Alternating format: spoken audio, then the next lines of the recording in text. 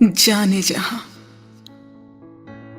आज तुम्हें गए 423 दिन हो गए, बल्कि लगता है 423 साल हो गए।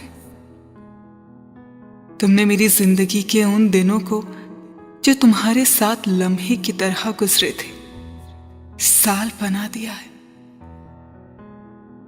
मुझे कई बार लगता है मैं रेत की घड़ी हूं जो पिछले 423 दिनों से तुम्हारी वापसी के दिनों को मिनटों घंटों की तरह गिनते हुए उसी रेत की तरह गिरती बढ़ती जा रही है। तुम्हें याद है हम पहली बार जब मिले थे तो दूसरी मुलाकात में ये सारी बातें तुमने कही थी, वक्त के मिनटों घंटों को गिनने की, ना गुजरने की, लम्हों की सुस्त रफ्तारी की, सालों जैसा लगने की। और तब हमारी पहली और दूसरी मुलाकात में बस एक ही दिन तो आया था। आज मैं 423 पहाड़ सर करके बैठी हूं। तुमने मुझे मोम का बना दिया है, जल जल कर पिघलने वाला मोम पर खत्म ना होने वाला, राख ना बन सकने वाला।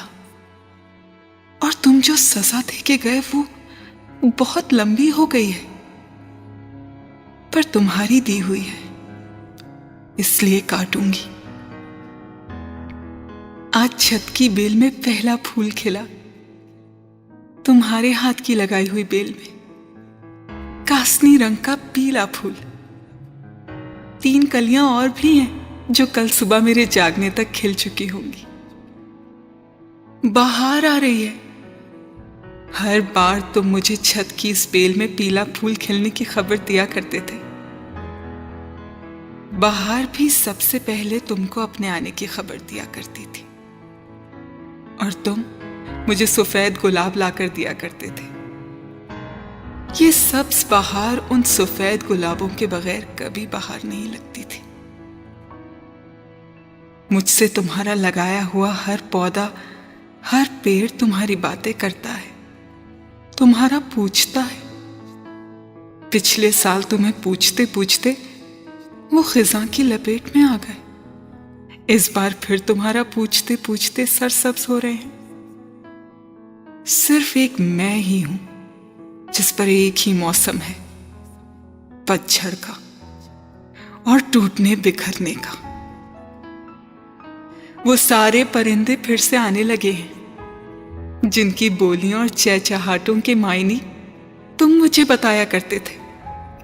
वो कब क्या मांग रहे थे, क्या कह रहे थे, क्या चाह रहे थे, कौन खुश था, कौन उदास, कौन अपने साथी के मिलन की खुशी मना रहा था, कौन अपने साथी की जुदाई का गम, कौन गीत गा रहा था और कौन नोहा। ये सब सिर्फ तुम्हें पूछना आता था, मुझे नहीं। और मुझे लगता है मुझे कभी आ भी नहीं सकता। पर जाने जहां तुम्हारे बगैर गुजरे इन 423 दिनों में ये बोली भी बूझने लगी हूं मैं।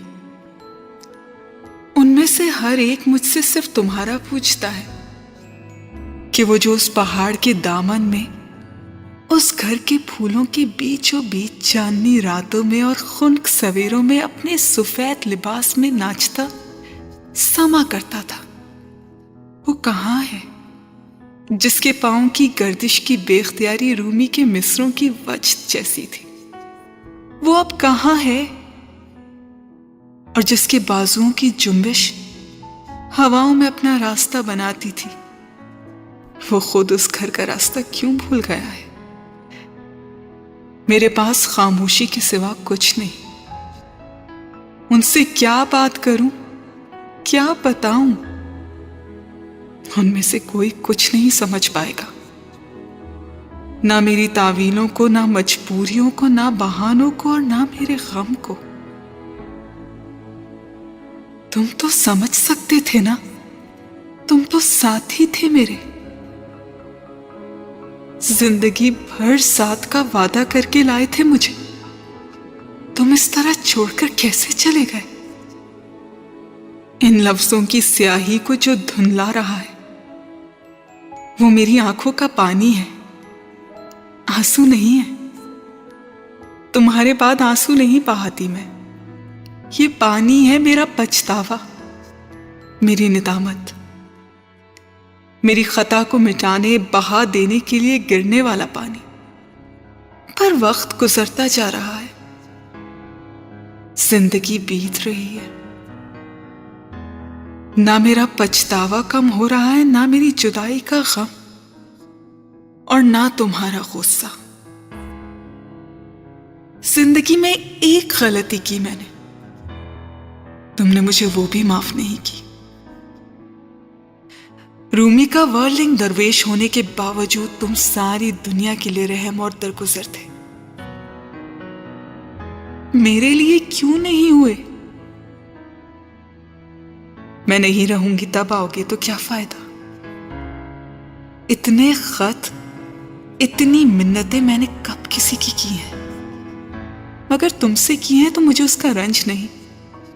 तुम्हारे साथ ज्यादती भी तो बहुत बड़ी की थी ना मैंने। ये सारे खत जो मैंने तुम्हें लिखे हैं, ये मेरे पछतावे के गवाह हैं।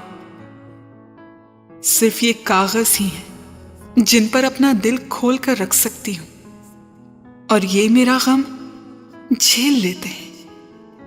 जो मैं कर बैठी हूं वो किसी को सुना सकती हूं मैं।